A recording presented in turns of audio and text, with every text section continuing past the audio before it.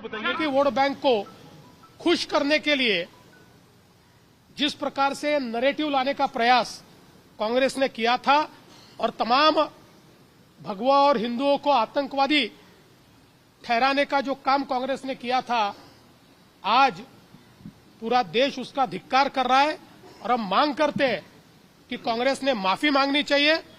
विशेष रूप से ये हिंदू आतंकवाद और भगवा आतंकवाद कहकर जो अपमान कांग्रेस ने तमाम भारतीयों का और हिंदू समाज का किया है, उसके लिए कांग्रेस माफी मांगे, ये हमारी मांग है। सर, अप्पर कोर्ट में जाने वाले जिस आरोपी जो मुख्य आरोपी ठाकरे गटाचं असं म्हणणं आहे, जर सगळे आरोपी निर्दोष सुटले तर यामध्ये नेमकं दोषी कोण आहे? ठाकरे गटानं असा आरोप केलाय की जर यामध्ये सगळे आरोपी निर्दोष आहेत तर हा बॉम्बलास्ट केला कोणी केला हे आता पोलीस सांगतील।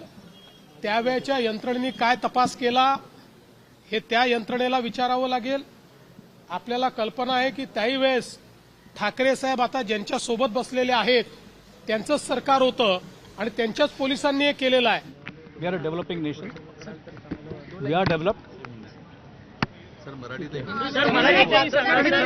माझी फक्त एवढी विनंती आहे सगळ्यांना सांगतोय की जगात वाईटापेक्षा चांगलं खूप जास्ती आहे। ठीक आहे, जे घडलं त्याच्याबद्दल चर्चा करण्यामध्ये अर्थ नाही।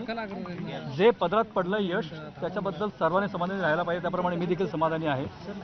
ठीक आहे, कुणाच्याही विरुद्ध बोलण्यात कुठलं मला काही स्वतः स्वारस्य नाही। ठीक आहे, ज्या प्रकारे आत्तापर्यंत राष्ट्राने माझ्याकडून सेवा करून घेतली, कोर्टाच्या ह्या निर्णयानंतर मला तशीच सेवा पुढे करता येते, याच्यात मला जास्ती आनंद आहे आणि माझ्या मातृभूमीने मला त्याच्याकरता निवडलंय, याच्यासारखं दुसरं सुख मला दुसरं काही नाही।